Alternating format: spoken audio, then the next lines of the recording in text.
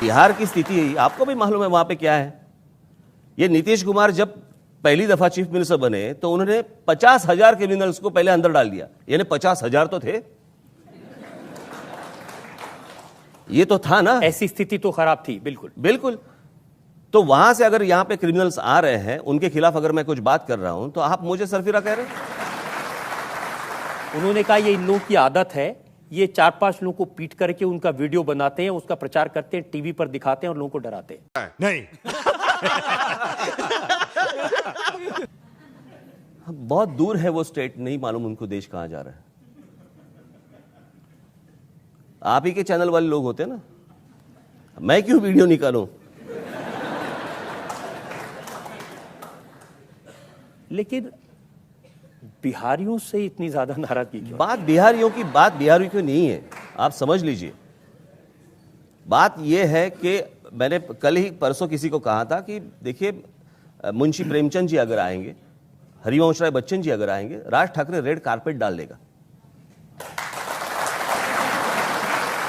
उनका स्वागत करेंगे और अमिताभ बच्चन का नहीं करेंगे। क्यों नहीं करूंगा, उस दिन तो मेरे साथ में थे।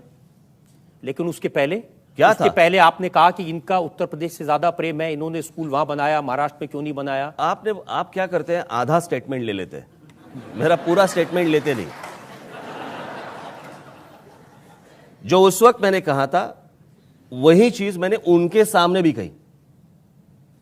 मुझे लगता है कि अमिताभ बच्चन, लता मंगेशकर जी, सचिन तेंदुलकर, इनको किसी स्टेट के एम्बेसडर नहीं बनने चाहिए, ब्रांड एम्बेसडर।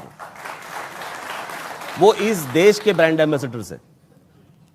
और मैंने उस वक्त कहा था कि जब मैं मराठी की बात करता हूं तो आप मुझे बोलते हैं ये प्रांतीय है या ये संकुचित है।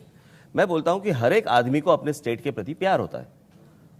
अमिताभ बच्चन जी को अगर उनके स्टेट के प्रति प्यार है, उन्होंने इलाहाबाद में इलेक्शन लड़ी थी, उन्होंने भोजपुरी फिल्मों में काम किया था, जो भी कुछ है, एक उन्होंने कन्याशाला निकालने का वहां पे प्रस्ताव रखा था वगैरह वगैरह। तो इतने बड़े कलाकार को अगर अपने स्टेट के प्रति, अपने राज्य के प्रति अगर प्यार हो सकता है, तो राज ठाकरे बहुत छोटा आदमी है, उसको अपने स्टेट के प्रति प्यार नहीं होगा क्या? अगर थोड़ा सा भी भगवान ने दी हो तो जरा उपयोग करो। मेरा सिर्फ इतना ही कहना था। आप लोगों ने क्या किया, पहले का उठा लिया। लेकिन कुछ ना कुछ तो बदला है क्या? क्योंकि उस समय तो अमिताभ बच्चन को माफी मांगनी पड़ी। नहीं। नहीं, वो एपिसोड अलग था। वो जया बच्चन वो जया बच्चन जी का एपिसोड था, वो अमिताभ बच्चन जी का एपिसोड नहीं था। तो आपको भी मालूम होगा। तो आप भी बताइए ना। लेकिन अब जब मैंने देखा, अब मैं आपकी पूरी बात बताता हूं जी।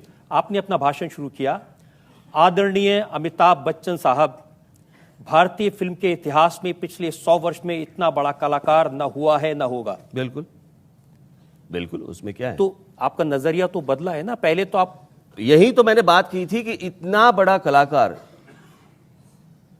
जो आज तक हुआ नहीं है, और ये मैंने पब्लिकली कहा है, तो ऐसे नहीं है कि मैंने उस वक्त कहा था। 2008 या 2008 के मार्च के शिवाजी पार्क मैदान में जो मेरा भाषण हुआ था, उसका फुटेज भेज देता हूं। उसमें और उसमें कुछ फर्क नहीं है। फिर आपके नजरियों में फर्क आ गया। मेरे नजरिए में मतलब हाँ, आप जब बोलता हूं ना, तब आप सारे चैनल्स के प्रतिनिधि हैं, ऐसे पकड़ लीजिए। कुछ भी। मैंने तो उस पर अबू आजमी का बयान देखा। उन्होंने कहा अमिताभ बच्चन के साथ स्टेज शेयर करके राज ठाकरे ने गद्दारी की है। किसके ऊपर हम लोग बात करें, वो भी तो कुछ है कि नहीं। जिस आदमी ने इतनी गंदी स्टेटमेंट जो निकाली अभी, जिसकी बहू ने शर्म महसूस किया कि अगर ये मेरे ससुर ने बोला है तो मुझे शर्म आती है, ऐसे आदमी के बारे में हम लोग बात क्या करें? मैं आपसे बिल्कुल सहमत हूं। जिसके घर में जिसका स्थान नहीं है, वो बाहर आके क्या बात करेगा? जिसकी नजर में अपने यहाँ की औरतों के बारे में इस तरह के ख्याल है, उस आदमी के बारे में हम लोग क्या बात करें? बिल्कुल आपकी बात सही है, मैं बिल्कुल सहमत हूं। अबू आजमी ने और उनकी पार्टी के अध्यक्ष मुलायम सिंह यादव ने क्या बात की उन्होंने?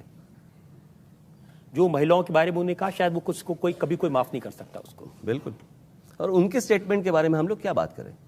लेकिन ये तो आप जानते होंगे, सुप्रीम कोर्ट ने ये मई 8, 2010 का फैसला है।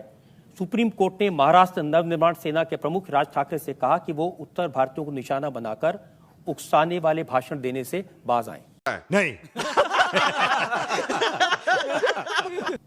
क्या है अभी सुप्रीम कोर्ट में कौन सी मेरी फुटेज गई है मुझे नहीं मालूम। बहुत बार ऐसे होता है कि मैं यहाँ पे मराठी में एक चीज़ बोलता हूँ जहाँ पे बहुत सारे हिंदी और इंग्लिश चैनल्स पे उसका ट्रांसलेशन गलत तरीके से दिखाते हैं। मैं आपको एक बात बोलता हूँ, यहाँ पे एक लड़का है, आज भी है, वो एक चैनल में काम करता है। जब मेरा भाषण एक जगह पे हुआ था, उसके बाद मैं ऐसी कुछ चीज़ मैंने कही थी और वहाँ पे चैनल पे वो जो एंकर लड़की थी वो कुछ गलत बता रही थी। वो लड़के ने उसको फ़ोन करके बताया कि आप गलत बता रही है, उन्होंने ऐसे नहीं कहा है। तो उस लड़की ने चलो जाके इलाज कर। इसका मतलब क्या है? ये ठीक नहीं है। तो अगर मैं जो बोल रहा हूं अगर गलत तरीके से ट्रांसलेट करके अगर आप दुनिया को दिखा रहे हो और उससे अगर आप समाज में या दो स्टेट्स में या और जगह पे अगर झगड़ा लगा रहे हो, वो भी तो गलत है। मेरा एक पॉइंट ऑफ व्यू है, पहले आप समझ लो। आज आपकी अदालत में आपको इसीलिए बुलाया कि आपका पॉइंट ऑफ व्यू जनता के समझ में आ जाए, और मैं ये दावे के साथ कह सकता हूं कि आपने जिस सफाई से बगैर किसी सवाल को टाले जवाब दिए, मुझे लगता है कि जनता को जरूर समझ आया होगा कि बिहार के मामले पर, उत्तर प्रदेश के मामले पर आपका स्टैंड क्या है। मैं क्यों गुस्सा करूं बिहार के ऊपर और यूपी के ऊपर? कुछ लोग यहाँ पे जो आते हैं, अगर वो वहां से है और यहाँ पे अगर दंगा मस्ती करते हैं, बहुत सारे अच्छे भी लड़के आते हैं, अच्छे परिवार के भी लोग आते हैं। उनको पूछिए कभी राज ठाकरे ने या राज ठाकरे के लोगों ने उनको कभी परेशान किया है? लेकिन जिस तरह से जो लोग रास्ते पे आके, अभी पकड़ लीजिए उस दिन जो मोर्चा निकला था आजाद मैदान पे, बराबर, वहां पे कुछ मुसलमानों ने मोर्चा निकाला था। उसके बाद फिर वो पुलिस को मारा, फिर वो जो लड़कियां थी, पुलिस कांस्टेबल्स थी, उनको अंदर खींच के जो भी कुछ किया उन्होंने, आपको मालूम होगा। जब सर्वे किया पता चला कि मुंबई महाराष्ट्र के रहने वाले मुस्लिम नहीं थे, वो उसमें से बहुत सारे बांग्लादेश के थे।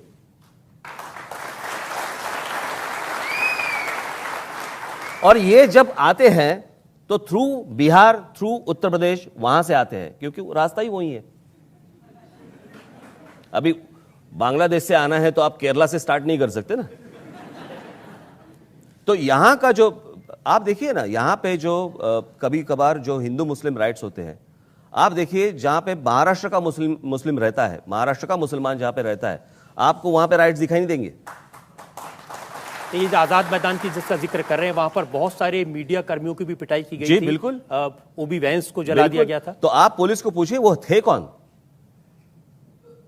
महाराष्ट्र में रहने वाला जो आदमी रहता है, उसका घर यहां रहता है, उसका परिवार यहां रहता है, उसका काम यहां पे रहता है, उसको कोई जरूरत नहीं है ऐसी हरकत करने की, वो कभी करेगा भी नहीं। जो बाहर से आते हैं वही ऐसी हरकतें करते हैं।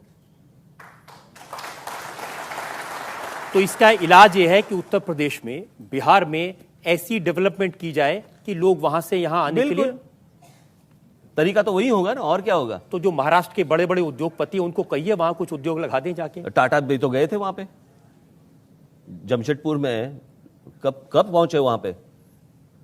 लेकिन वहां की स्थिति ऐसी है कि कोई इंडस्ट्रियलिस्ट वहां पे जाने के लिए डरता है, क्योंकि इंडस्ट्री निकालने के पहले ही उनको प्रॉफिट चाहिए। बाकी लोगों को कौन सा इंडस्ट्रियलिस्ट देगा? तो मुझे लगता है कि एक प्रधानमंत्री के नाते नरेंद्र मोदी जी वहां पे ध्यान दें, वो 3-4 स्टेट के ऊपर, और उनको अच्छा बनाए, ताकि बाकी जो स्टेट्स हैं उनका बोझ कम हो जाए और झगड़े